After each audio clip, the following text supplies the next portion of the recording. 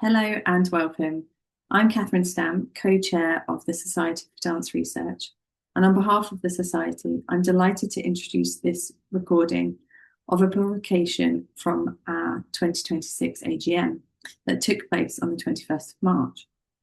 Our speakers that day were Sara Wookey and Anna Pakes, so let me briefly introduce them.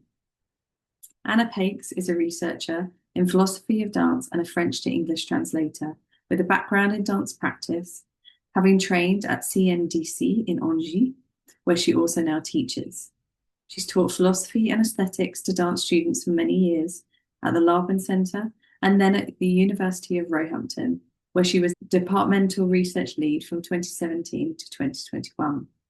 Her publications include articles, chapters, a co-edited anthology, and a monograph covering a range of topics in philosophy of dance. Sara Wookey is a part-time senior postdoctoral researcher at the University of Antwerp and an affiliate researcher at the University of Cambridge.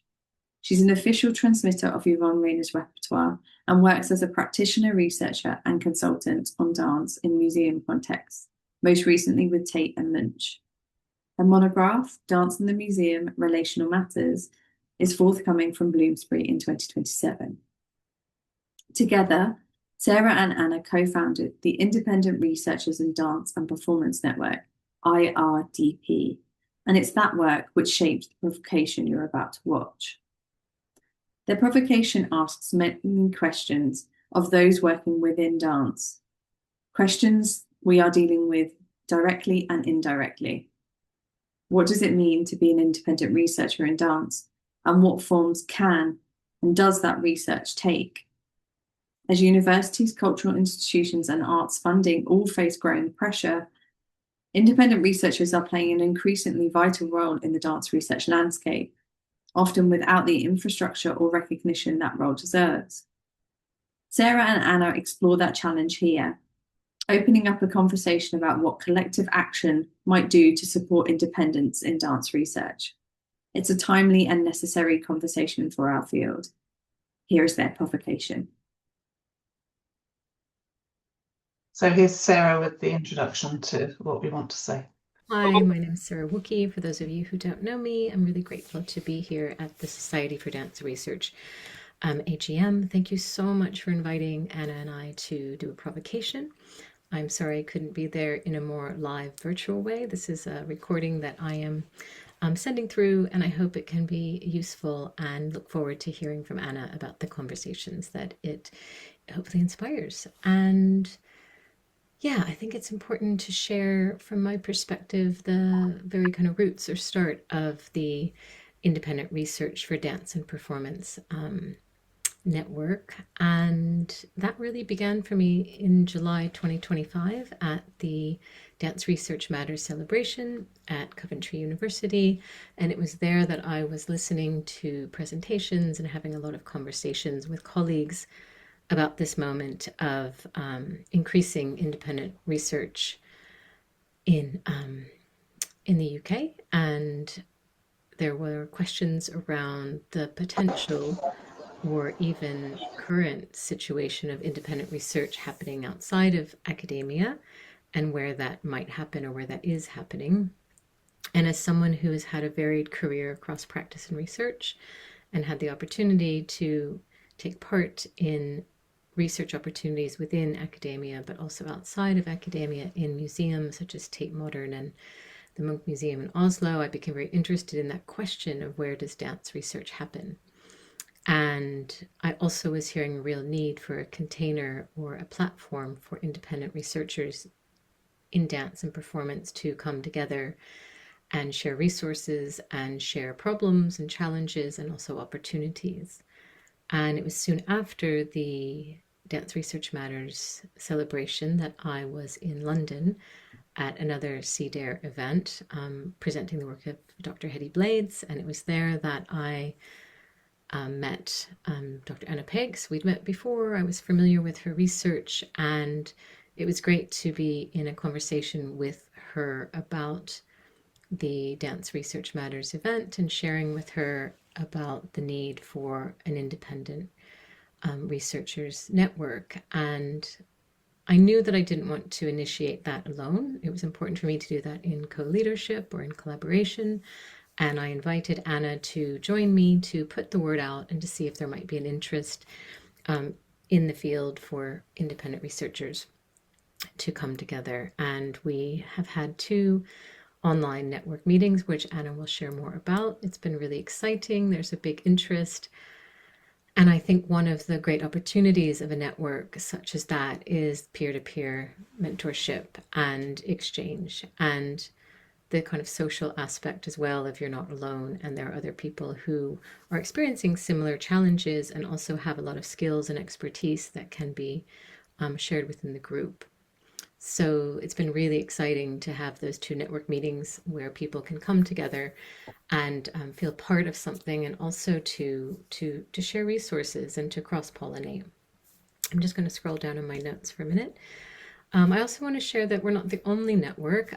Interestingly, soon after the Dance Research Matters celebration event happened, NCASE, the National Centre, I'm going to get this right, for Academic Exchange, worked very closely with Funmi Adewola, and they have put together a network for independent researchers more broadly, not specifically to dance and performance, but it was kind of fun to think this is in the zeitgeist at the moment, in which people are really thinking about how to support independent researchers. So we've had some conversations with them, with the potential for maybe some future partnerships. I've written a blog piece for them, and to think about what potential collaborative partnerships might come.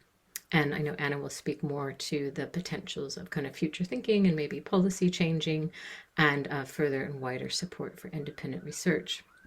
And I'm just checking my notes again to see if there's anything else I want to share. I think that's it. I think just to conclude by saying, I think the real hope for me is that there are opportunities and potentials and kind of positive thinking moving forward, because I know it's a very critical moment and a very difficult moment for many dance scholars. And I'm hoping that this network can be a place where we can grow and expand and see into the future and see possibilities of not only where dance research happens in and outside of academia, but how it happens. And it happens in collective practice and in collaboration and in networks. We certainly don't do this work alone. So I'm very grateful again to be invited to create a provocation, to think about these potentials, but also, as Anna will share, also the many challenges that are still facing people in the network. And we invite people to join us, and we really welcome your questions and ideas and thoughts. And I really look forward to seeing many of you into the future. Thank you so much. Hi. So I'm going to take a step back from dealing with the specifics of the Independent Researchers in Dance and Performance Network. I want to try and explore a little bit what independent research is and some of the challenges and opportunities that are associated with it, and then maybe return to the question of networks and their roles at the end of the presentation and in the discussion. I'm also aware that many of us in this room are independent researchers, well aware of the issues that I'm going to raise, but I hope that there's nonetheless some value in articulating and sharing and discussing those issues in this forum.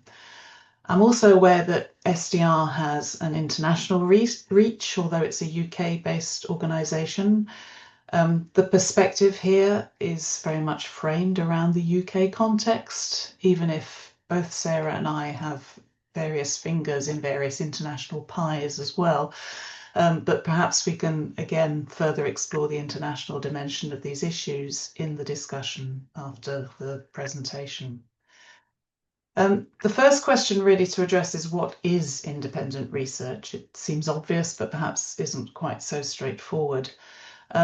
I mean, broadly, we're understanding that as research conducted outside of academic institutions. There are some commentators on this phenomenon, like Tiana J in the quotation on the slide, who talk of independent scholars rather than independent researchers, drawing a distinction between research and scholarship. Tiana considers independent research to be very much the actual process of conducting an investigation, where scholarship she treats as a broader term that's inclusive of writing, teaching, public engagement, and knowledge dissemination. So for her, independent scholarship is the umbrella term under which independent research is subsumed.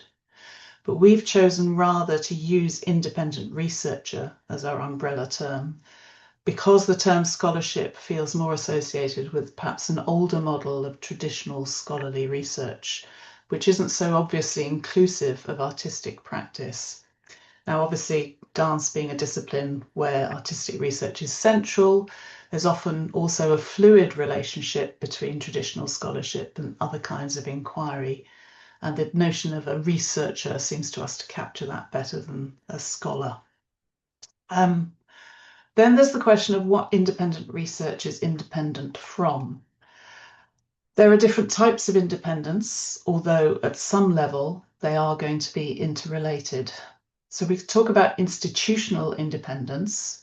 In other words, you're not employed on a long-term or permanent contract by a university or conservatoire with research identified as one of your responsibilities. Institutional independence for independent researchers is always going to be relative, given that usually still there needs to be institutional interaction at some level. And I'll talk more about that in a moment. Financial independence, meanwhile, means usually that you can sustain yourself financially without an institutional salary, for example, through grants or through freelance work, or some combination of the two. Whereas intellectual independence would be the freedom to pursue ideas-based creative work without having to answer to institutional priorities or bureaucracies. And again, that's a kind of independence, a kind of freedom that's likely to be constrained by various factors for independent researchers as well as those employed in higher education. It's perhaps also useful to clarify how independent research is perhaps distinct from research independence, or the idea that an individual can undertake self-directed investigation and doesn't merely assist someone else on their project.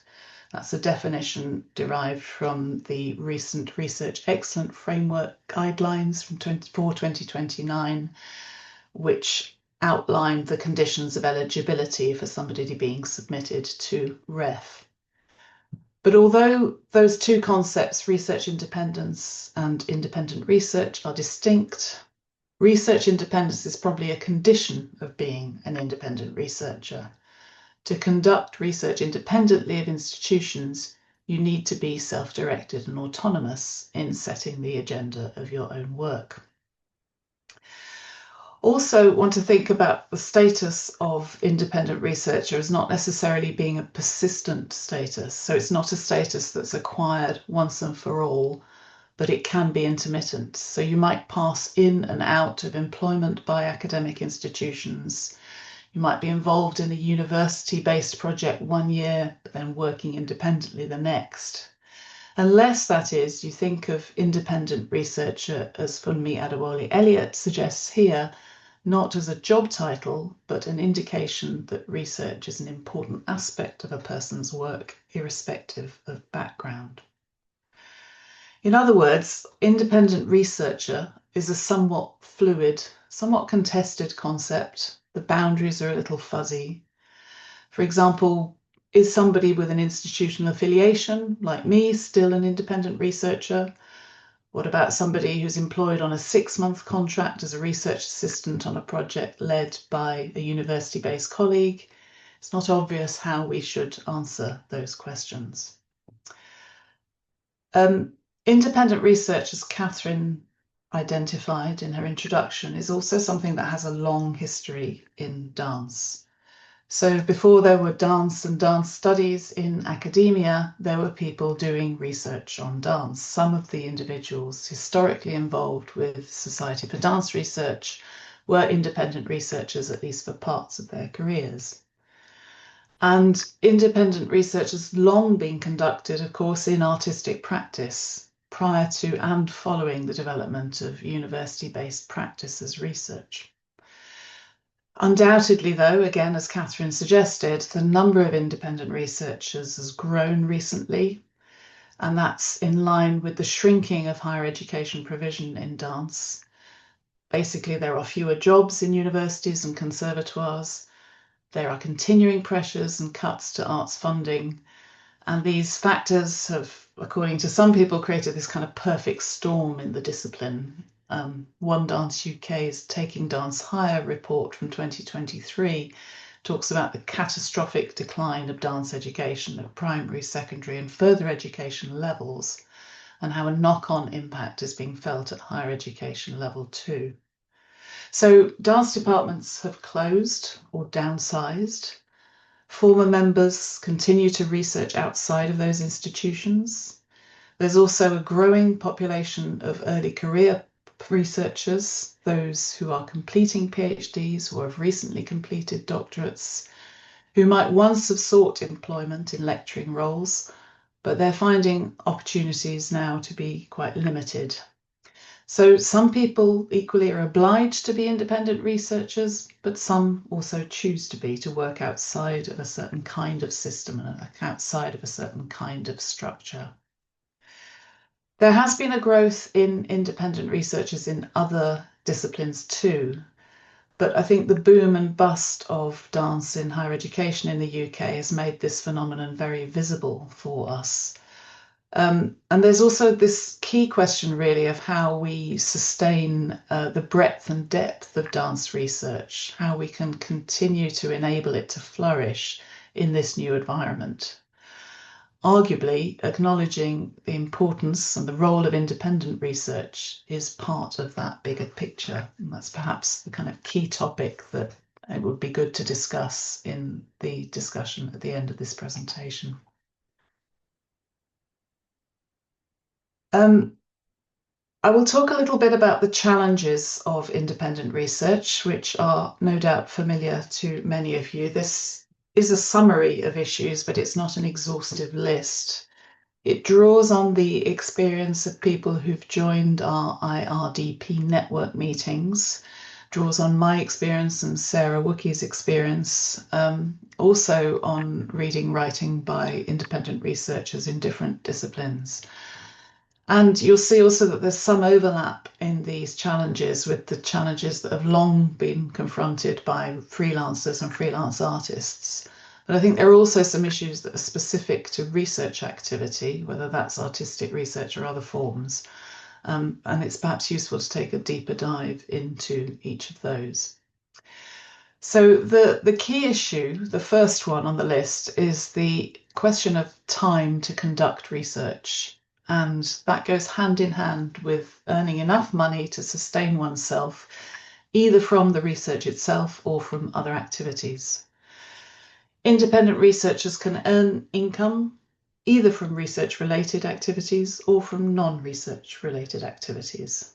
Research-related activities can include a range of things: temporary paid researcher roles, research assistant roles perhaps, teaching that's freelance, hourly paid or fractional, external PhD supervision, external examining.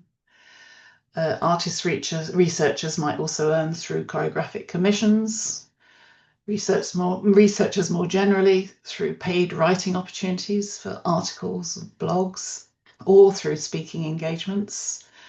You may earn royalties from book publications, although they're likely to be quite small in a field like dance, perhaps from consultancy, and perhaps in some cases from reviewing. Reviewing for grant bodies, for journals, for publishers. Reviewing only pays sometimes, of course. Much of it is pro bono, and where honoraria are offered, they're typically small, out of proportion with the time invested in the task. That, I think, highlights some enduring structural issues in academia, where embedded in the modus operandi of funding bodies, for example, also of publishers to some extent, there's often the assumption that academics are in permanent posts with sufficient time for what used to be called contributions to scholarship. In other words, current models of funding are largely premised on a system where authors are paid by their institutions to conduct and publish research. Academic journals don't typically pay authors or reviewers. Funding bodies don't pay those reviewing grant proposals. It's a research system that's premised, at least in part, on free labour, or at best on the idea that the universities are remunerating via salaries those academics who keep the system running. This poses lots of issues for those employed by higher education institutions, given the increasingly unsustainable workloads and dwindling time they have for scholarship activities. But it's particularly problematic, I think, for independent researchers, in that you need to do work like reviewing and sitting on grant panels in order to stay in the game and to stay visible. But those activities are time consuming and you're often giving up that time for free. You can earn income, of course, through non-research related activities. That cuts down on the time and energy to spend on the research itself, even if it enables it financially. Looking across disciplines, I came across some interesting writing by a scientist called Jeff Ollerton, who was an expert on pollinators and pollination, who gave an account of his first year as an independent researcher and comments that actually research-related activity accounted for just 11% of my income, less than I might have expected, given that I've spent over 30 years teaching in higher education. Educational consulting is quite a crowded field, and unless you're a high-profile specialist, it doesn't pay well. Moreover, research activity often needs resources that in turn imply additional costs that you need to cover as an individual somehow, as an independent researcher. For example, dance researchers might need access to studio space and creative collaborators. Collaborators themselves might need to be paid, or at least have their expenses paid. A very commonly voiced issue for members of the IRDP is the need to access libraries and electronic resources. Yes, an increasing amount of material is available open access or via preprint copies made available online, but there are still many academic journals and books behind paywalls. Indeed, the paywall is precisely what enables royalty payments that I mentioned earlier as a possible source of income for independent researchers.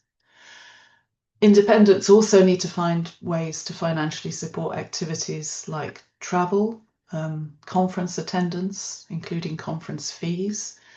Few conferences offer discounted rates for freelancers and independent researchers, even though they will give discounts to students. Those working in anthropology and ethnography, for example, will need to find money to cover fieldwork expenses, and those can be quite considerable if a project extends over a period of time. You need money to pay for membership of relevant scholarly organisations, and of course the amount that you might need will increase with your involvement across disciplines. If you're a member of, say, 5 different organisations, that can be a considerable outlay. Plus, you'll need funds to cover other expenses such as website construction and maintenance, copyright clearance on images for publication, open access fees for publications, and so on. Now, one solution to this particular challenge, of course, is to bid successfully for funds to enable your research. Access to research funding, though, is itself a challenge for independents. Often schemes are not open to people who are not currently employed by an HE institution. When a scheme is open, the independent may be competing with researchers based in an institution and therefore at a structural disadvantage, given the choice between 2 equally interesting projects staffed by people with similar track records, where one's in an academic post and another isn't. The system is probably going to favour the person embedded in the institution, if nothing else, because the grant is then more straightforward to administer. Independents can be listed as co-leads on grant bids. That is, of course, possible and happens in many instances, But for that to happen, you of course need a developed relationship with a project lead and their institution. You need the institution's agreement, and you need the time to contribute to writing the bid with no guaranteed outcome of success, and that time is typically unpaid. Independents also lack infrastructural support in order to develop bids, assistance with budgeting, for example, or finding ways through the maze of requirements of many grant schemes. That's exactly the sort of support that is offered by university research offices, but that independents lack. In certain types of research, particularly research that involves other people, which is often the case in dance, there are also issues around how you gain ethics approval for the projects that need it. How more broadly do you ensure ethical accountability or monitor the ethical conduct of research? And it seems like a lack of this kind of infrastructure to support independence is likely to limit the sort of research that independents are able to do. Then there are questions around reputation and relational issues. There's a question of the perception of independence and whether people are taken seriously as academics when they work outside of institutions. I've heard anecdotes from other independent researchers about them meeting people at conferences who lose interest when they see independent scholar written on name badge. It's possible also that publishers are less willing to review materials, they're less willing to offer contracts. And although blind peer review for journals, for example, should cut through those kinds of risks, it would be interesting to do a more developed study of how many articles in journals published recently are listed as by people who self-declare as independent scholars or independent researchers. So independents also often lack visibility, relatively speaking, because they don't get publicity through institutional websites and communications. It's important to do it for yourself as an independent. There can also be an assumption if you've left academia that people think that you have left academia if you've left an institution, and people stop contacting you based on that assumption because you lack a certain level of visibility. You need to expend considerable effort to sustain and expand your networks as an independent. And there's also the phenomenon of opportunities drying up over time. One example would be PhD supervision. So if you've been in a post where that was a responsibility, often you can continue as an external supervisor for your PhD students, but not usually as a main supervisor or director of studies. And it's difficult to acquire new students. Universities, especially in times of financial pressure, are unwilling to invest in outside expertise, even when that would be most appropriate for a student's project. There's also the issue of isolation, which may affect some, if not all, independents. It's an issue that's come up in our IRDP meetings. You need colleagues off whom to bounce ideas, with whom to share your work, colleagues to give critical feedback, and so on. And that's one of the major issues raised by people in our network. Having a support structure of other researchers around you is important as a context for developing work. And likewise, such a network can help, hopefully, to sustain motivation and confidence, both of which can be kind of complicated when you're not sort of naturally plugged into a network that allows a flow of information through and around you. This is something that networks like the IRDP and NCASE's IRN are really seeking to address.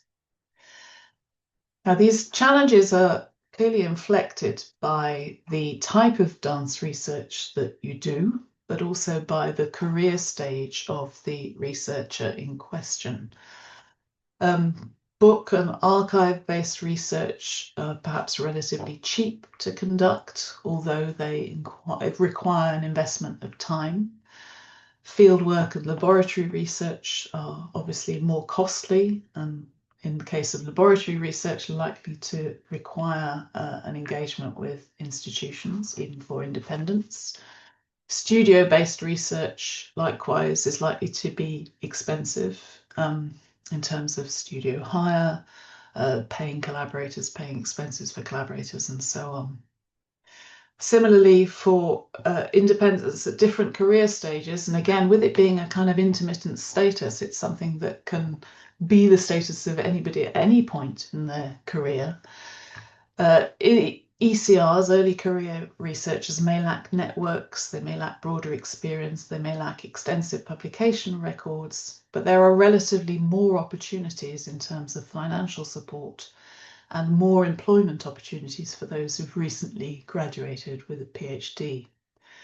Experienced researchers who've perhaps become independent researchers after the end of a contract or after redundancy, they may have extensive networks and track records, but job opportunities are shrinking and it's difficult, if not impossible, to apply for many postdoc opportunities because you're too many years out of your PhD. As I say, I think these are all challenges that I'm sure we're all familiar with. They're inflected in different ways depending on our specific position. I think also there is perhaps some value, you will tell me in the discussion afterwards, in articulating the challenge and trying to think through what precisely is the problem in order to try and find solutions. But we shouldn't lose sight of the fact that there are many opportunities offered by independence too, and that it is also a status that some people choose rather than being forced into it. So independent researchers are not bound by institutional targets, priorities, and administrative structures to the same extent as people employed in HE institutions. And they're one remove from the pressures on those in HE posts. Of course, those pressures are very acute currently because we're still in this period of financial crisis in UK universities. It'd be interesting to learn from those of you working abroad whether that's different elsewhere. As an independent, you've got more control over your time, you've got more flexibility in when, how, and where you conduct research, provided you have enough income to sustain yourself and your activity. And that means that you can move more easily through various contexts, often beyond the traditional academic.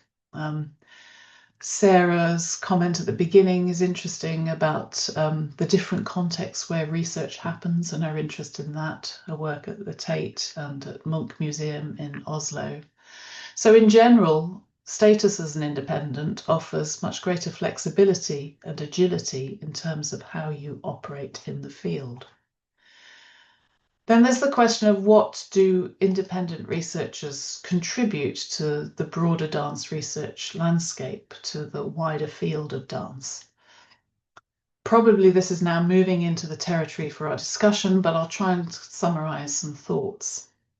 So there has really been a flourishing of dance research over recent decades. There's a great variety of work being done in terms of type of research, type of dance, different voices speaking, different positionalities. We've become much more conscious also of positionality when we speak. How can we sustain this variety given the pressures on the sector? And I think recognizing the work of independence is one way to continue to value diverse experiences and levels of experience despite those pressures. That helps to broaden perspectives in the research landscape more generally. And I also think it's important to challenge the notion of a so-called talent pipeline, which is much beloved of funding bodies like the Arts and Humanities Research Council. The pipeline metaphor implies a kind of linear progression. It's premised on an older model of how academia works. So you enter the pipe at one end as a PhD student and you get spat out the other end as a tenured academic or a professor. But this model, if it ever really existed, is definitely now disrupted more portfolio careers have taken its place. So preferable, I think, to think in terms of an ecosystem of expertise rather than a single track or pipe out of which people might leak and be lost. Instead, have this sense that acknowledging a fluidity of roles is really important and valuing expertise wherever it is found. That's an aim that's often articulated by bodies like the Research Excellence Framework and indeed the Arts and Humanities Research Council. But in terms of their kind of policies and the way in which their regulations and frameworks are set up, it's not obvious that within those frameworks there is room for independence. If we really want to value expertise where it's found, then we need to acknowledge the role that independent researchers play in our discipline. And we need to see many strands of expertise across the research population more as a kind of interconnecting mesh than as a pipeline or a linear track. I think improving the visibility of independent research will help with that. It will allow academia to retain talent, expand its base, move towards a more networked and inclusive ecosystem, not one that loses people at points of institutional disaffiliation or disaffection. So networks, I think, are important in this process. The IRDP that Sarah and I are trying to establish, the IRN that has been set up by NCASE. We have our next meeting on the 7th of April. The IRN has a workshop on the 29th of April, and there is a link in the chat if you want to follow that up. Or I'll put the link in the chat, it's currently on the slide. Both of these networks try to offer peer-to-peer support, but I think maybe we can also think beyond that in terms of a network that links both independence with one another and independence with higher education colleagues. Those kinds of relationships, of course, are already in existence, but maybe there's some value to reflecting on how they can be best fostered by different organisations and structures. I think there's a potential for the networks also to develop an advocacy role, lobbying for greater visibility for independence, for example, lobbying perhaps for reduced conference fees in relevant meetings, even for an opening up of research grant schemes so that independents become eligible to apply. Also, bearing in mind that independence is not absolute, independents still need relationships with institutions, temporary or part-time employment, either with or without significant responsibility for research. They need affiliation as visiting researchers or honorary fellows, which enables certain kind of access to resources. And they want to be collaborating with higher education colleagues on artistic projects, bids, writing, conference organisation, and so on. So then the final question is also about how scholarly associations such as the Society for Dance Research might play a role here, about how independents are viewed and welcomed by associations. I think SDR has a very good track record of that. Also questions about whether there are things that associations can do or are prepared to do to facilitate independent work, and whether and how they might help with the advocacy role just mentioned. So thank you for listening, and this isn't the kind of end of the session because I think the discussion is probably more important than the presentation. But as mentioned at the beginning, if you would like to join us, please do get in contact. We have our next meeting on the 7th of April in the evening at 7:30 to 8:45, and we'd be very happy to see you there. So that's the end of the formal part of my presentation, but I'm looking forward to your questions or the points for discussion that people want to raise. and I can make my slides available if you're interested in following up on any of the references I've mentioned or other networks and organisations that are listed at the bottom of the slide here.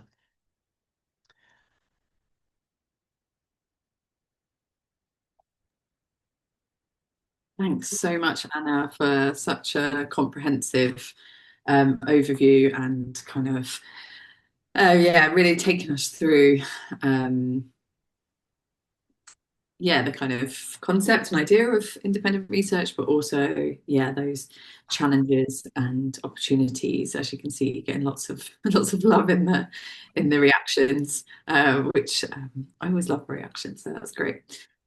So yeah, we're going to move into a time of, I think, discussion. We'd quite like it to be quite open. I don't really want to be kind of chairing, but I will if there's so many so many questions. I will kind of manage those. But yeah, just really want to kind of open up things. I guess just as a kind of response, I saw that you had the British Academy Early Career Researcher Network at the bottom, and I know that they have, or at the bottom of your last slide, and I know that they have an independent researcher group within that. So that's a really good one, and you self-identify as an early career researcher for British Academy as well, so there isn't kind of a set number of years post PhD, so that's quite a good one, and I'll put the link in the chat. And also to mention that we've now changed for dance research, the journal that we're associated with, and therefore our membership, we've now switched the kind of terminology so that our concession, we now have a concession membership, which is to include for independent scholars as well and researchers. So those are just a couple of things to add. Yeah, so anyone would like to share anything in response, anything that kind of just really resonates with you, anything you just want to say thanks for sharing this, or any points from anyone, really. I do have questions if not.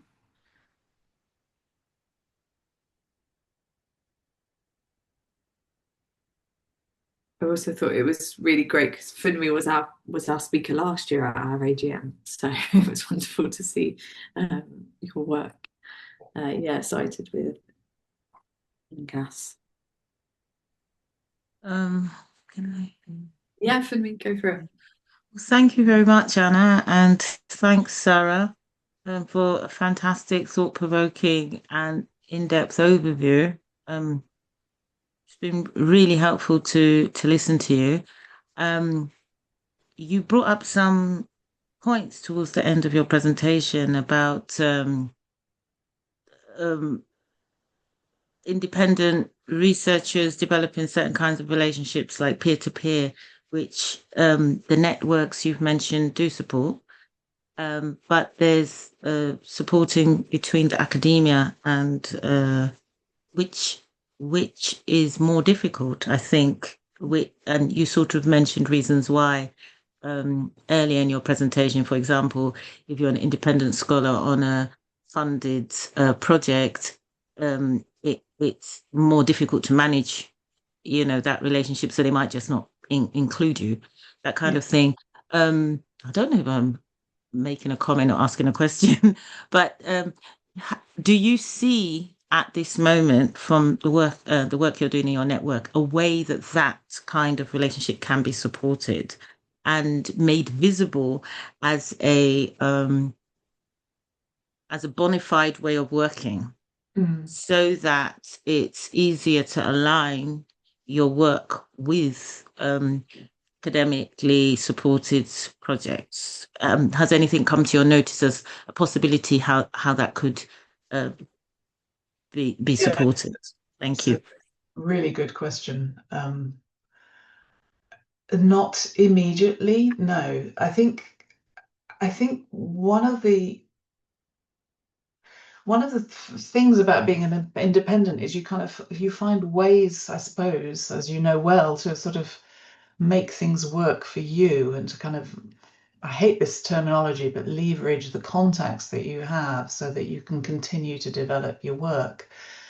But it's often easy for institutions to kind of lose interest quite quickly in independence, and also for relationships with other academics who are employed to kind of dissolve a little bit just through time pressures on everybody and the difficulty of kind of maintaining that sort of contact. I mean, I guess maybe one value of the networks is that they can provide a forum where people can share their experiences of how they've made it work for them. And then maybe out of that could grow a kind of bigger project to try to make independence more visible for institutions, so that we find strategies that will make it clear to institutions why they should be working with independence, or why they could be working with independence, and some of the different forms that work could take. But I think it is very, I mean, I don't want this to sort of sound like an extended whinge, but I do think it is very difficult in times of financial pressure, acute financial pressure on the whole sector, where the time of people in institutions is limited as well, and their focus is likely to be on their own survival rather than on the survival of the discipline more broadly, I suppose. I don't know if anybody else has thoughts on that question, or if you, Funmi, have some thoughts about strategies that we might develop collectively to foster those relationships. Thank you, Anne. I think that is a strategy. And I think in meetings like this, we do come up with good strategies. Sometimes it's difficult to keep those strategies on the table. And perhaps if it could be made, I don't know, an agenda item in certain organizations and networks, so that the ideas around it actually do pool together and become documented, and because otherwise what happens is that we all go away and think about it as individuals, and as you say, we go, oh, that gives me an idea, and I learn to leverage my own collateral better. But for it to become an actual strategy and a way of working within the sector, it sort of needs a pulling together. Maybe one way of doing that is that we put on certain agenda items within our organizations this point, so the strategies start to pull together, and maybe at some point we can produce a report, so it becomes a more formalized way of operation. Yeah. Just to add, I think also that if it were possible to sort of get the funding bodies to more consistently and to actually recognise independents as researchers who are eligible at least for some schemes, then that might help more globally, because it would give us more visibility, and it would make it perhaps in institutions' interest to employ or consider independence and the role that they could play in particular projects. But again, I mean, that's a question of developing kind of lobbying strategies, and probably of a critical mass of people lobbying as well, in order to be heard by funding bodies who, again, to recognise that they are also under pressure in terms of how they use their resource, a dwindling resource, and that means that looking more broadly is not necessarily kind of a natural part of their agenda at the moment.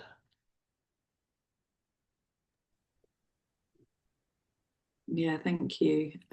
There's a question in the chat, which I think is for members of the Society's executive committee to take forward, which is any chance that the Society could be accepted as a body provided, as a body who could provide ethical approval. And I think that's something that we could think about, absolutely. There's obviously a bit of a resource and capacity question there for us, because it is a charity, we are a volunteer organisation, but I think there is something important there, and it's something that we've discussed a fair bit when we were working quite actively on the Ivor Guest research grants, because we were talking a lot about kind of how we judge kind of ethical, with these grant applications that we were receiving, how were we judged, how were we assessing ethical kind of approval or considerations in terms of the grant applications. So that's absolutely, Lorraine, something that we can take forward. And it says first question, so I'm anticipating a second or more questions after that. But certainly something, there we go. Yeah, so maybe a question, we've got the second question through, how could an independent person finance dance research? So beyond maybe, Anna, what you've already kind of outlined, if there's anything. Because I think,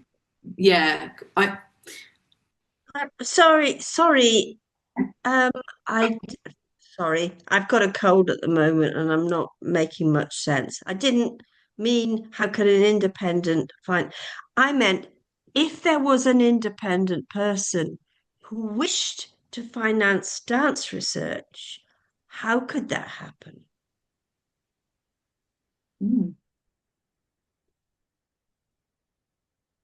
Interesting question.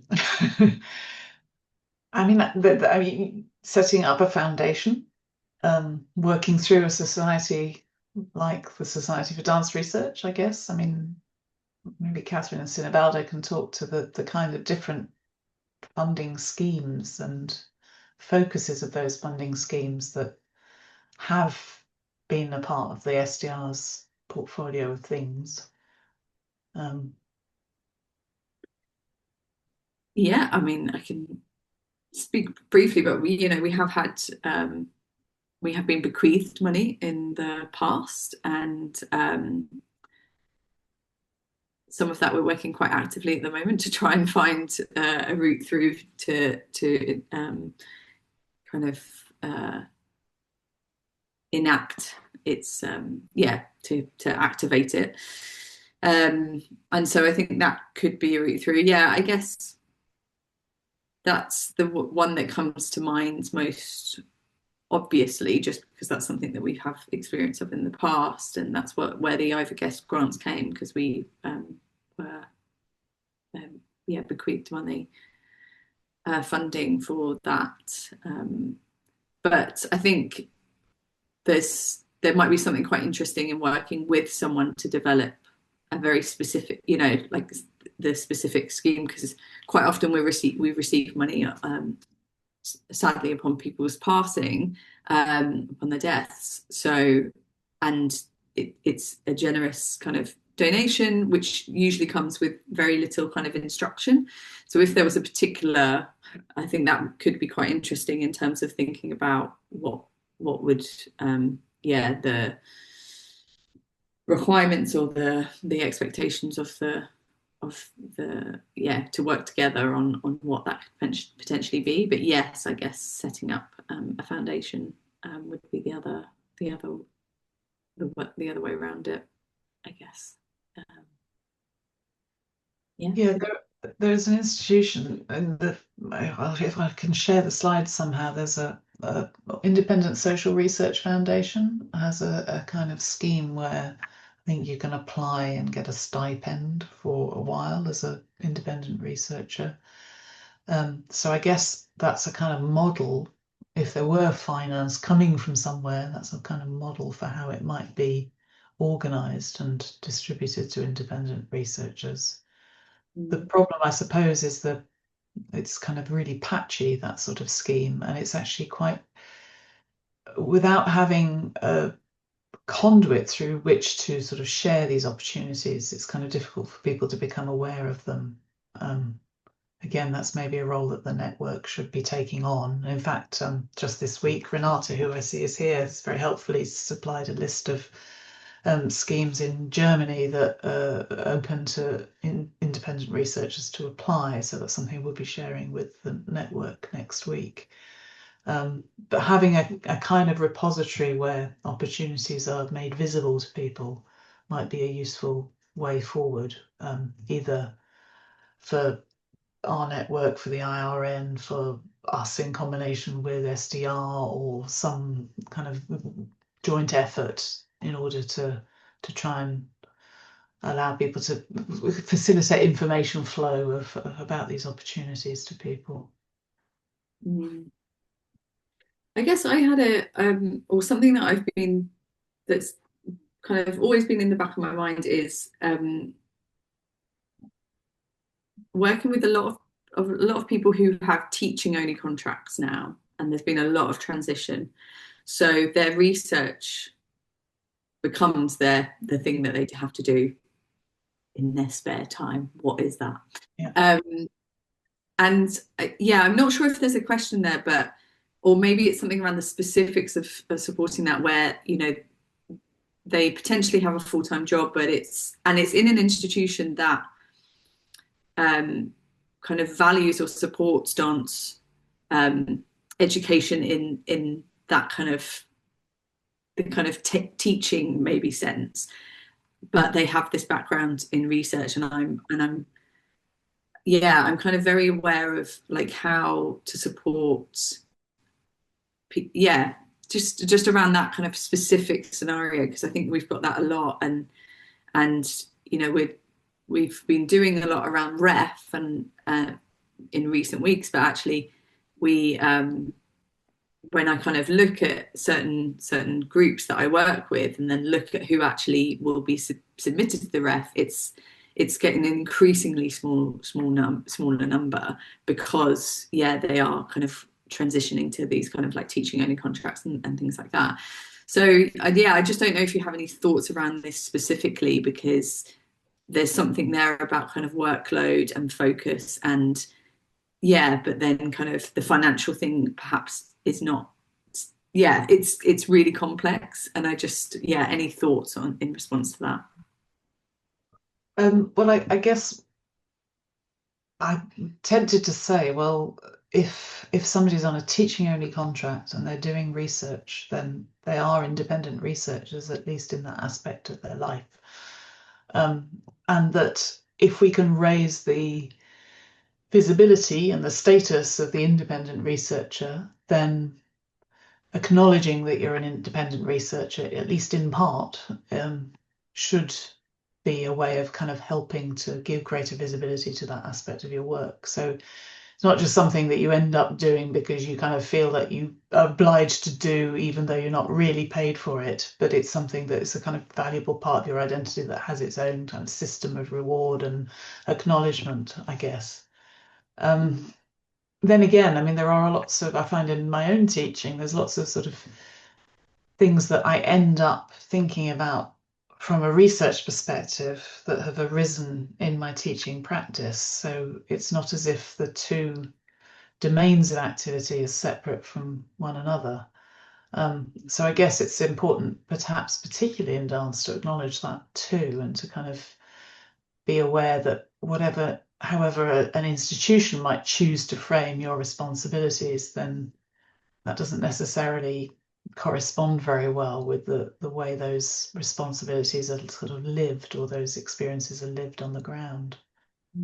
I mean, the ref is an interesting one, having had sort of experience of it both from inside and out, because I think that rightly the ref isn't it's very careful not to expect people to submit when they aren't being paid to research by their institution, which is as it should be. But at the same time, because so much energy within institutions is absorbed by the ref, that can often take the focus away from research more broadly, or even kind of recast research as refable research.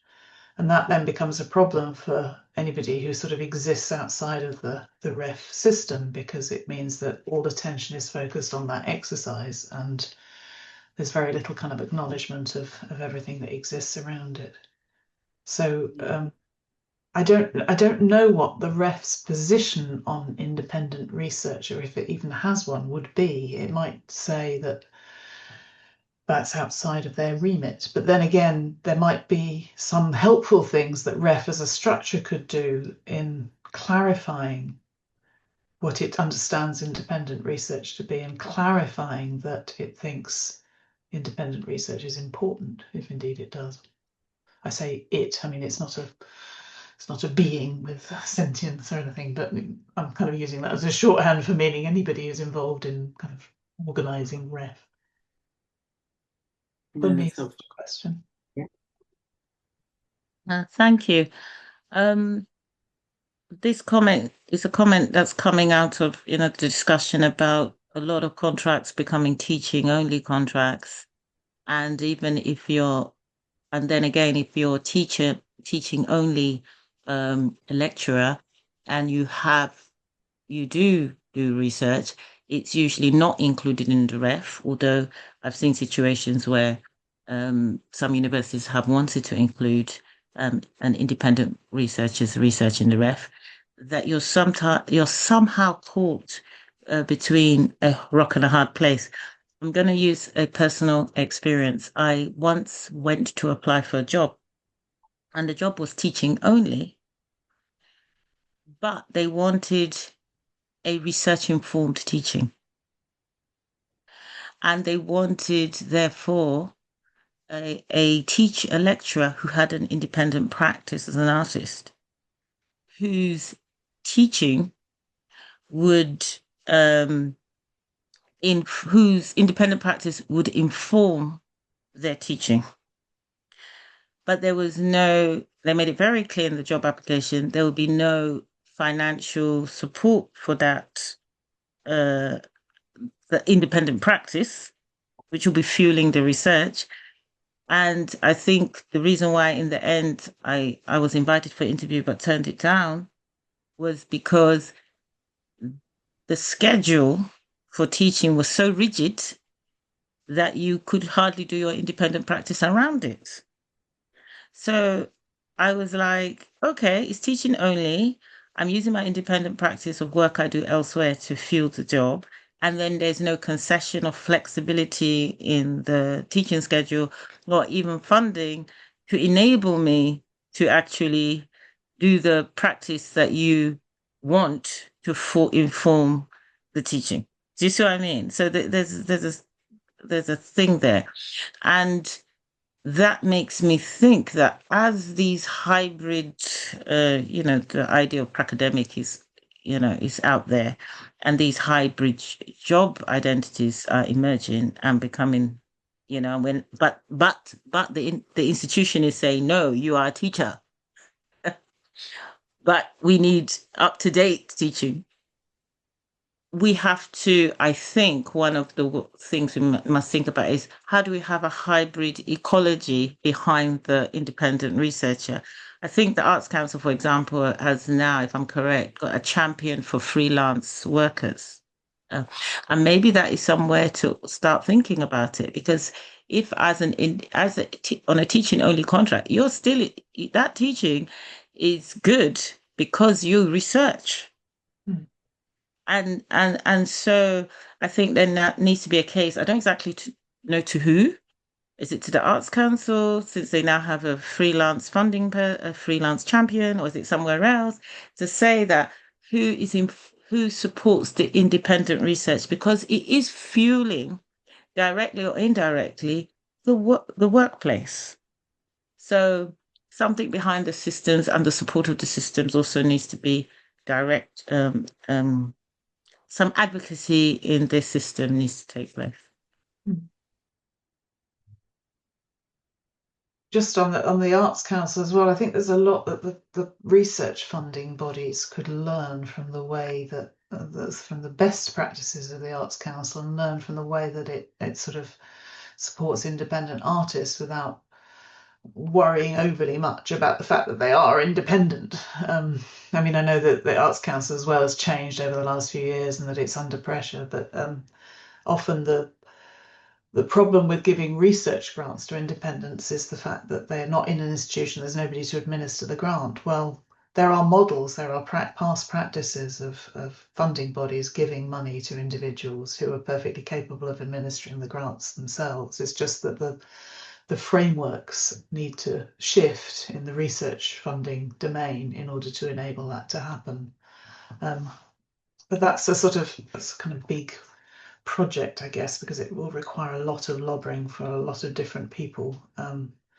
It's kind of difficult to know where to start, even though I think it's probably something that's quite important that needs to happen, especially given that there's currently not much prospect of a kind of reversal in fortunes of dance in higher education.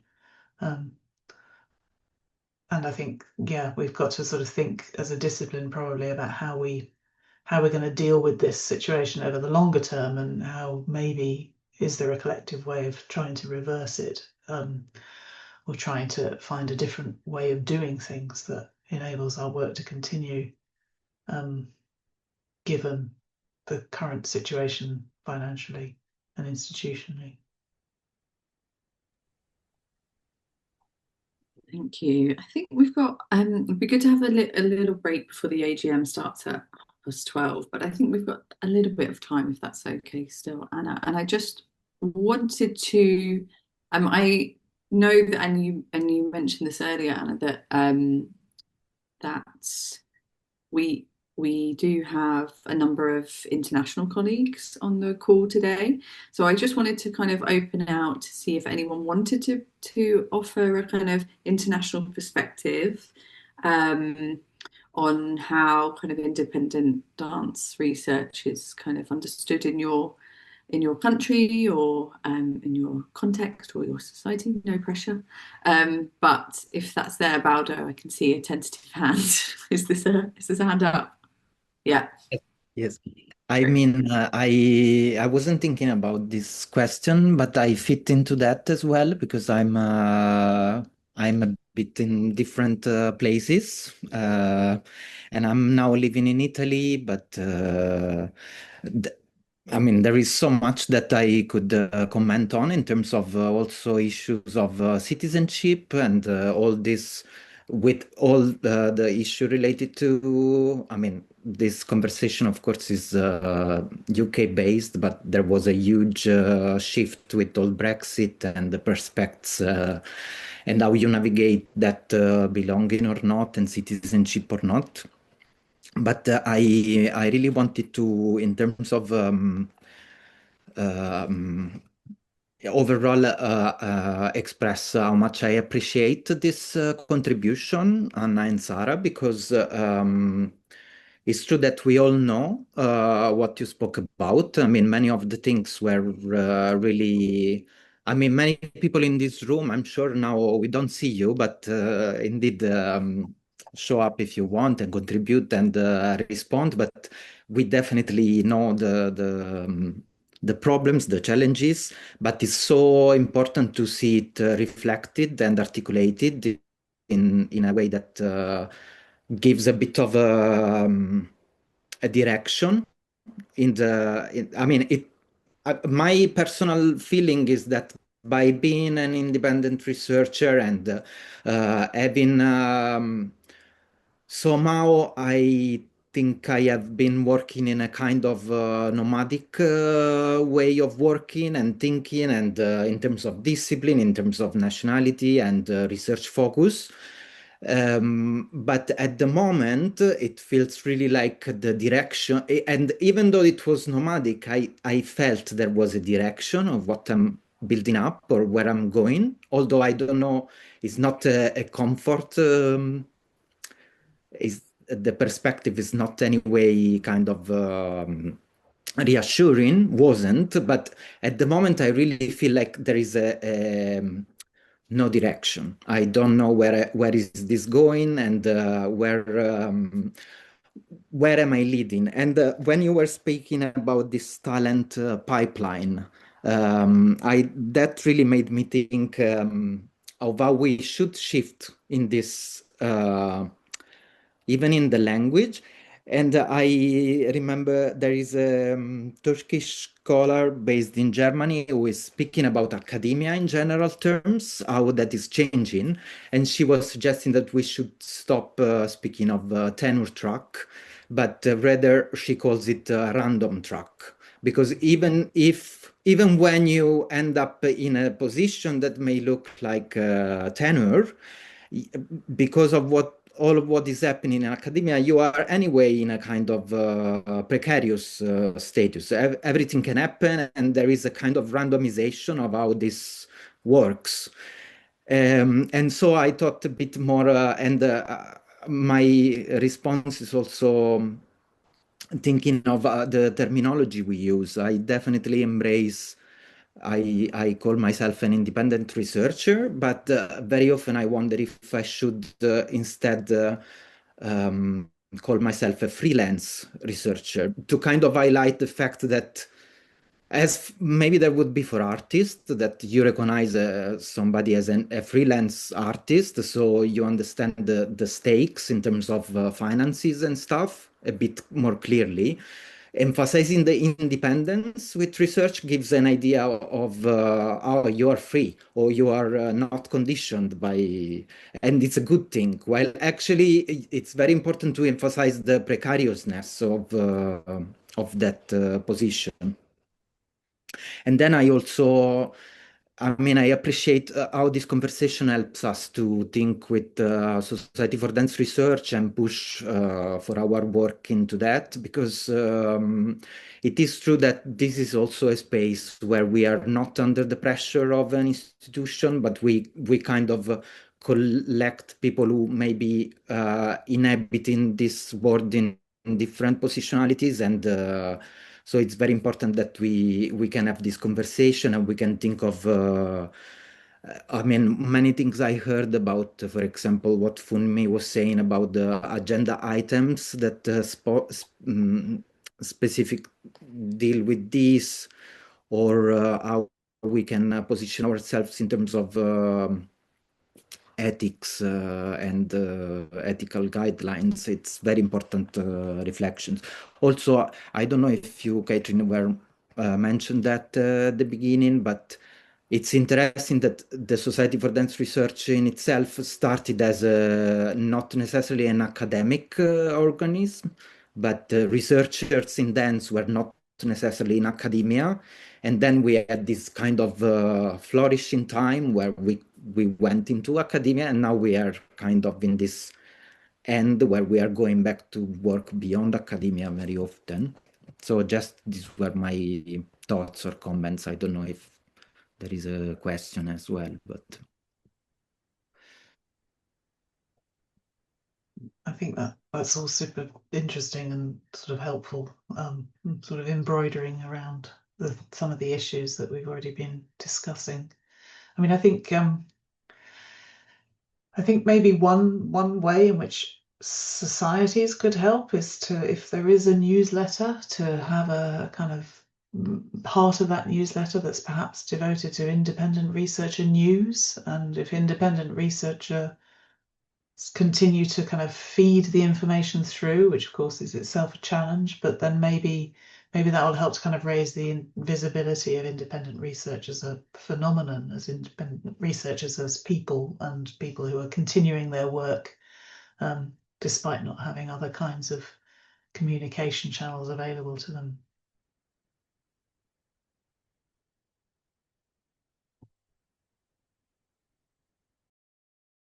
You're on mute, Catherine. You'd think I'd have learned by now. But yes, absolutely, we really do welcome any projects or work, or we'd love to spotlight people's activities. So that's definitely something that we can think about. I was just, maybe as a final question, although I feel like it could start something, but as someone who is employed in an institution, something that came up for me this week, actually, in a completely different discussion, but is around trust and trust of institutions. And I think one of the things I hold when I specifically am thinking of dance research and what's happening is not only the day-to-day lack of trust in institutions around things like payments and, processes, and also the kind of ethics of the way things are going at the moment, in general, but also kind of independent researchers' trust in organizations when they've potentially been harmed by them in the past in their own experiences. And so I guess I don't know if there's a question in that or whether it's just kind of putting it out there, but I'm very aware that trust in institutions can be broken, and that actually a lot of people, maybe trust isn't quite the right word, but have been harmed by institutions in some way because of the processes they've been through. So I guess it's something about me as someone in an institution just to think about how I navigate the kind of profile of that. But yeah, I don't know if you have any kind of comments or thoughts in relation to that. To finish. I think that's an interesting one as well. I think, yes, of course, there is a breakdown of trust often, and often the very conditions that have led to you becoming an independent researcher, well, you haven't necessarily 100% chosen to be so. Maybe the part of that condition is that somehow trust has broken down with the institution where once you worked, and possibly also with other institutions that you would like to be part of, but that hasn't worked out for whatever reason. But then it is clear that it's impossible to be entirely independent.